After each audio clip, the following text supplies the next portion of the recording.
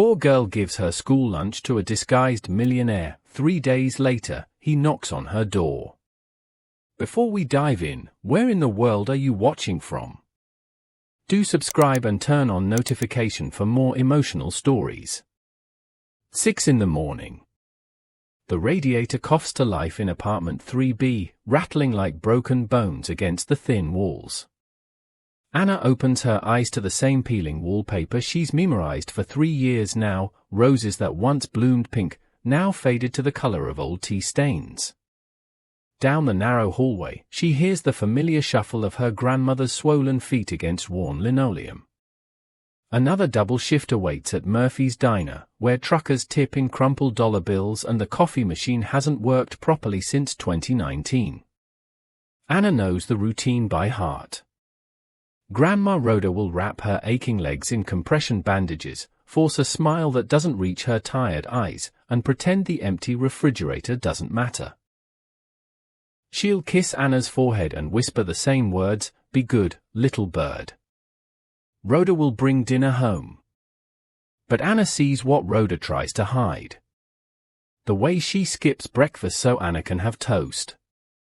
The way she counts coins twice before buying milk. The way she stares at unpaid bills when she thinks Anna isn't watching. After school, Anna's favorite ritual begins. The walk to Patterson's Bakery, where yesterday's bread gets marked down to prices they can almost afford. The warm scent of fresh loaves makes her stomach growl, but she's learned to savor the smell instead of wanting what she can't have.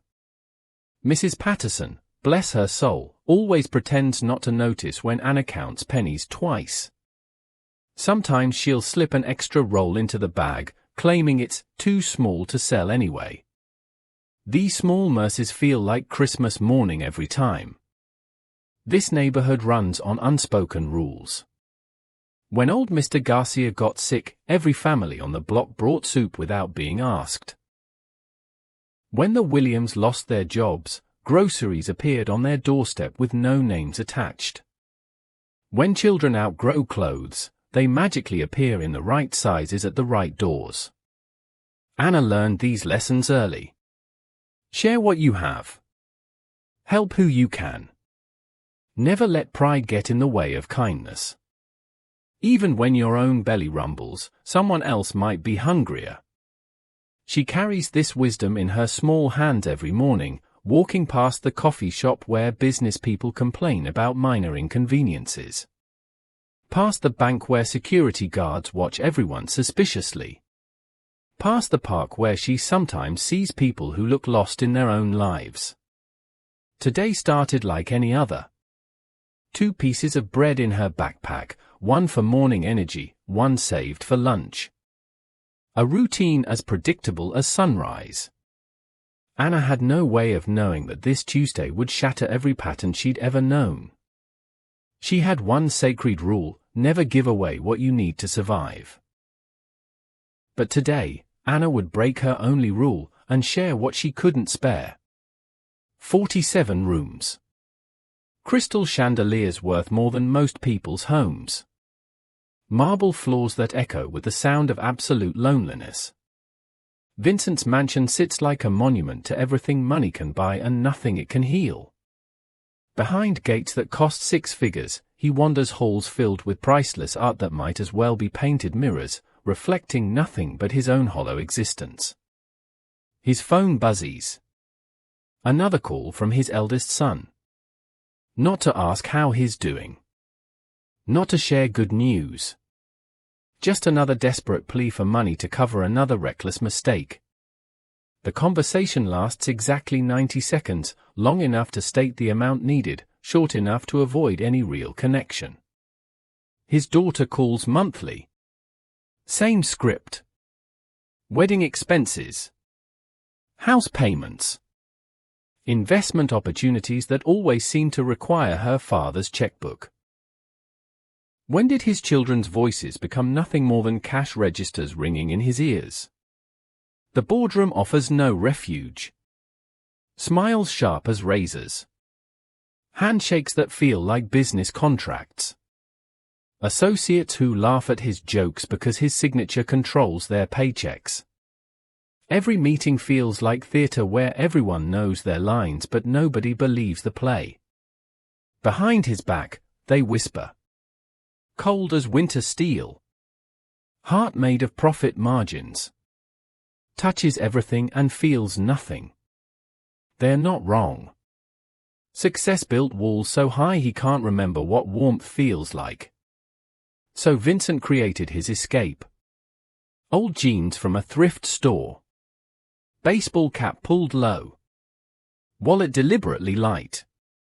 He walks through neighborhoods where real people live real lives, hoping to remember what authentic emotions look like. These disguised wanderings became his drug. Watching families laugh over simple meals. Seeing neighbors help each other without expecting payment. Observing genuine human connection from the outside like a ghost studying the living. But observation wasn't enough anymore. He wanted to taste what normal felt like. To experience the weight of empty pockets. To understand what drove people to share when they had almost nothing. This morning's walk started like all the others. A rich man pretending to be poor, seeking something money couldn't purchase. He thought he was conducting an experiment in humanity. He wanted to taste real life, but got a truth that would choke him. Tuesday morning. 7:47 a.m. Vincent sits on a cold park bench, staring at nothing while his stomach betrays him with angry growls. The phone call still burns in his ears. His son's voice, thick with desperation and lies. Dad, I need $50,000. Just until next month, I swear. Gambling debts. Again. The same promises. The same broken trust. Vincent had stormed out of his mansion with barely $20 in his pocket, wanting to feel what desperation actually costs. Now he knows. Hunger isn't just an empty stomach, it's watching other people eat while you count coins that don't add up to a single meal. The coffee shop across the street might as well be on another planet. His carefully planned poverty experiment suddenly feels dangerously real. Children's laughter drifts from the school playground nearby. Normal sounds from a normal world he'd forgotten existed. Vincent pulls his baseball cap lower, studying the sidewalk like it holds answers to questions he's afraid to ask. Then he sees her. A small girl with a patched backpack, walking quickly towards school. Something makes her slow down. Turn around. Look at him with eyes that seem older than her years. Anna stops completely. This stranger sits exactly like Rhoda does after her worst days at the diner. Shoulders curved inward like they're protecting something broken. Head down like the weight of the world sits on his neck. That same exhausted sadness she recognizes in every line of his body. She should keep walking. She's already late for school. The bread in her backpack represents her only real meal until dinner. Breaking her survival rule could mean going hungry all day. But Anna sees what others walk past. Pain that has nothing to do with money and everything to do with being human. Her small feet carry her toward the bench before her mind can stop them. Excuse me, sir. Her voice cuts through Vincent's spiral of self-pity. He looks up to find a child standing in front of him, digging through her backpack with determined focus. You look really hungry, she says simply, pulling out a wrapped piece of bread. I have extra today. Vincent stares at her offering like it's a foreign object. When did anyone last give him something without wanting something bigger in return? When did kindness become so shocking that it leaves him speechless? I can't take your food, he manages to whisper. You need it. Anna shakes her head with the certainty only children possess. Rhoda always says hungry people need food more than full people need extra. You look hungrier than me. She places the bread in his hands before he can protest. Her touch is gentle, careful, like she's handling something precious instead of giving it away. "Have a good day, mister," she says, already turning toward school. "I hope tomorrow is better for you." Vincent sits frozen, holding bread that costs maybe 50 cents but feels heavier than every contract he's ever signed. No strings attached. No hidden agendas. No expectations of returns on investment. Just pure, incomprehensible grace from a child who gave what she couldn't afford to lose. His throat closes. His eyes blur. When did he forget that kindness like this even existed? Comment below if this hits you. Would you trust a stranger? Her small footsteps faded into the morning crowd, leaving him holding the only thing that ever mattered.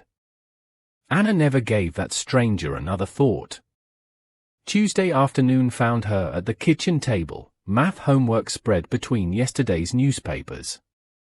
Division problems that seemed easier than the real calculations happening around her, how to stretch $5 until Friday, how to make soup last 3 meals, how to pretend everything was fine. Wednesday brought Mrs. Rodriguez from next door, knocking softly with trembling hands. Her arthritis was acting up again. Could Anna help carry groceries up 2 flights of stairs? Of course she could. Anna never said no to neighbors who needed help, even when homework waited and her own stomach complained.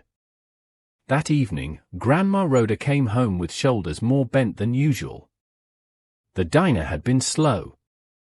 Tips barely covered bus fare. 3 tables all night, and 2 of them left nothing but empty plates and complaints about cold coffee. "Maybe things will pick up tomorrow," Rhoda whispered, but her voice carried doubt thick as winter fog. She sat at their wobbly table, sorting bills into piles, urgent, overdue, and impossible. The impossible pile kept growing.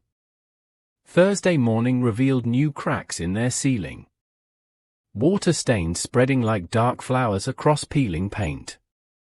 The landlord's promises of repairs had become background noise, meaningless as elevator music. Anna placed a bucket under the worst drip and got ready for school like leaking ceilings were perfectly normal. At school, she helped younger kids with reading, shared her pencils with classmates who forgot theirs, and volunteered to clean erasers during recess. Small acts of service that felt as natural as breathing. Anna gave because giving was what good people did, regardless of what they could afford to lose. Thursday evening brought the worst news yet. Rhoda's hours at the diner were getting cut. The new manager wanted younger waitresses, ones who moved faster and smiled brighter. 30 years of loyalty meant nothing against profit margins and insurance costs. They sat together on their sagging couch, watching a borrowed television with rabbit ears wrapped in aluminum foil. Anna leaned against Rhoda's side, pretending not to notice the tears her grandmother thought she was hiding. Neither of them knew that across town, a man in an expensive suit was making phone calls that would change everything. Neither suspected that a simple act of kindness was about to explode into their quiet world like a meteor hitting still water. Vincent couldn't eat. Couldn't sleep. Couldn't focus on a single board meeting or business call. That piece of bread sat on his kitchen counter for 6 hours before he finally took a bite. It tasted like everything he'd forgotten about being human. Simple. Real. Given without calculation or expectation of return. Tuesday night, he made a call to his most trusted private investigator. "I need information, but handle this with absolute discretion. A little girl, about 9 years old, lives near Riverside Park. Find out everything, but don't let anyone know you're looking." Wednesday brought the report that would haunt him.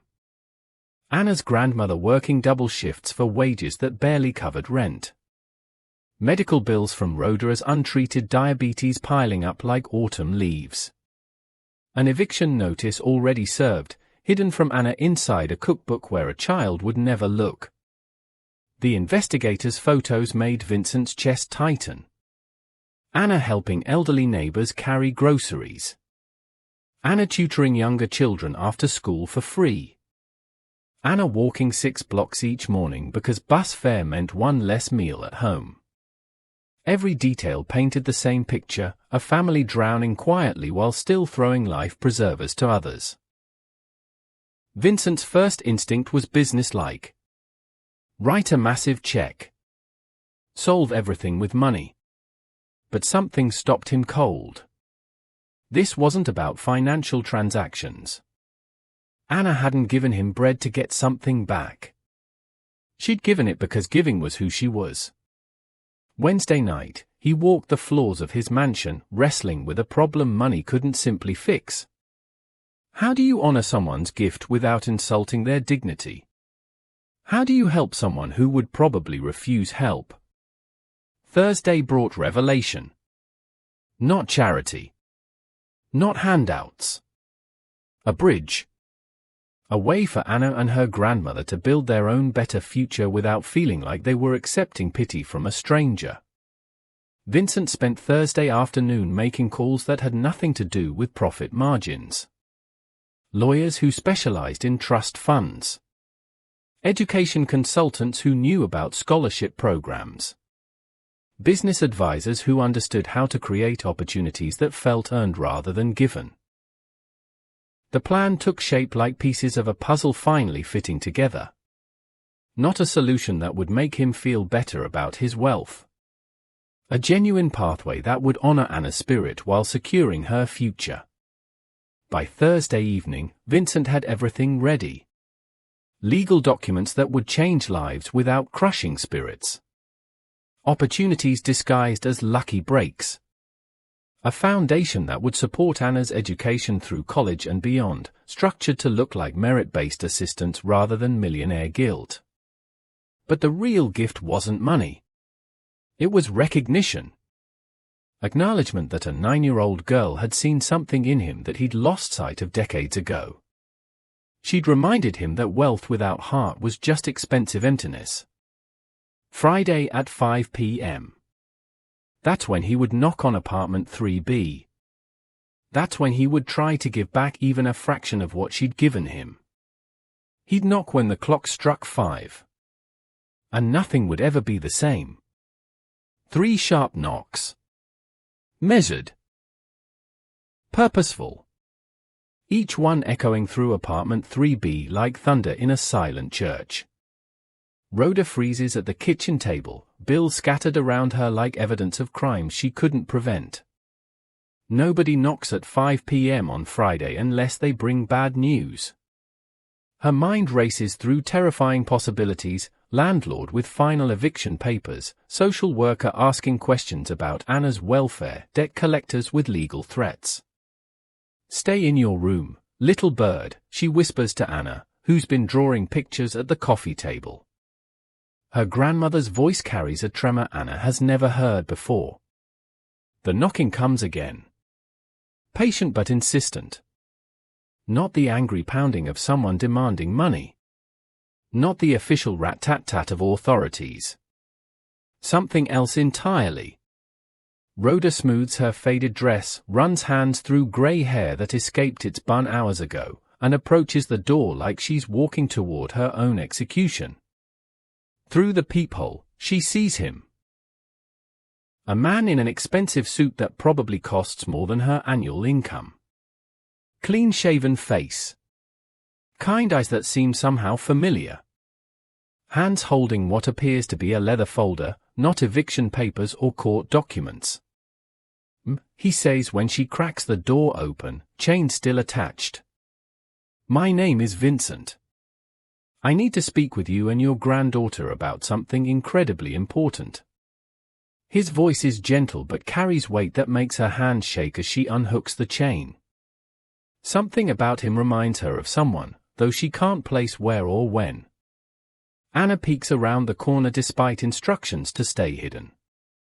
The man looks different now, no baseball cap, no torn clothes, but those eyes are exactly the same. Eyes that looked so sad on that park bench 3 days ago. You, she breathes, recognition dawning like sunrise. You're the hungry man from the park. Vincent's composure cracks. This child remembered him. Actually saw him as a person worth remembering. Yes, Anna. I'm the man you gave bread to when I needed it most. Rhoda looks between them, confusion mixing with growing alarm. I don't understand. What's this about? We don't have money if that's what dash. I'm not here for money, Vincent interrupts softly. I'm here because your granddaughter saved my life, and I want to try returning the favor. He opens the leather folder, revealing documents that might as well be written in foreign languages. Legal papers stamped with official seals. Business contracts with numbers that make Rhoda's vision blur. Mrs. Patterson wants to retire, Vincent begins, his voice steady despite the earthquake he's about to trigger. Her bakery has been struggling, and she's ready to sell. I'd like to buy it, renovate it, and offer you the position of manager. The words hang in the air like soap bubbles, beautiful, impossible, ready to burst at the slightest touch. The salary would be enough to move you both into proper housing. Full benefits. Flexible hours so you can be here when Anna needs you. Vincent turns to Anna with a smile that transforms his entire face. And there's something else. More papers. Educational trust fund documents. Scholarship programs that would carry Anna through college and beyond. Not charity disguised as kindness, but genuine opportunities structured to preserve dignity while securing futures. I don't understand, Rhoda whispers, sinking into her rickety chair. Why? Why us? We're nobody special. We have nothing to offer someone like you.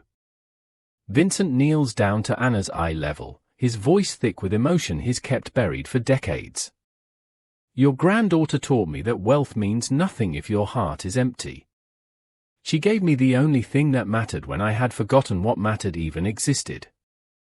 Anna tilts her head like a curious bird. I just gave you bread because you looked hungry. Exactly, Vincent says, his eyes bright with unshed tears. You gave because giving is who you are.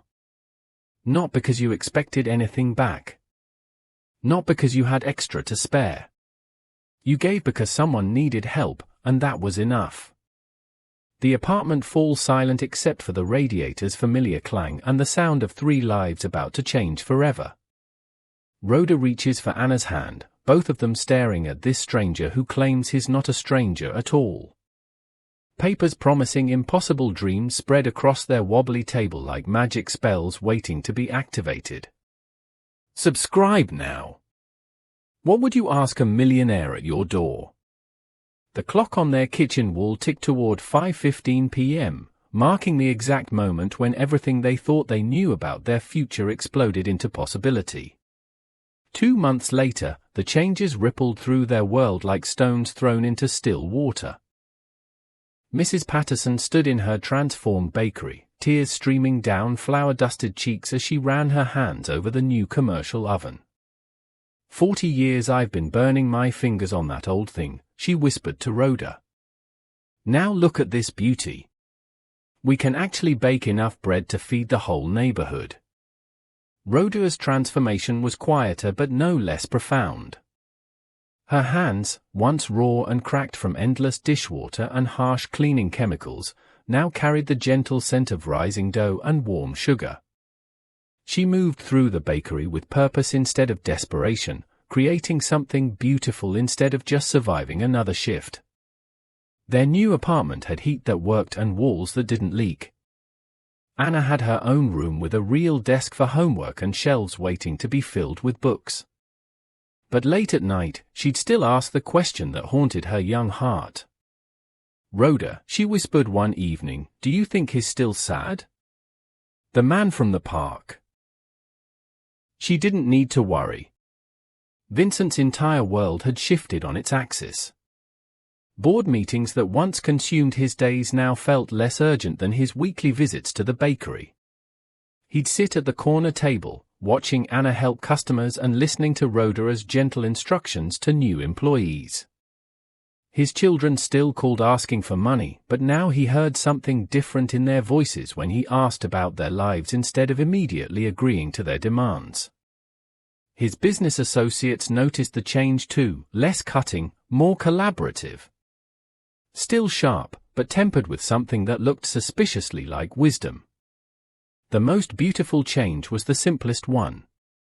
Every Tuesday morning, Vincent would stop by the bakery for coffee and whatever fresh bread Anna recommended.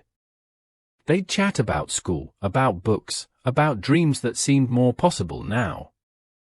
Sometimes she'd slip an extra roll into his bag, claiming it was too small to sell anyway, the same words Mrs. Patterson had once used for her. One child. One choice. One moment that shattered everything a millionaire thought he knew about power. Vincent had spent decades building empires, collecting wealth like trophies, believing success was measured in dollars and dominance. But a 9-year-old girl taught him the most expensive lesson of his life: real currency isn't printed on paper.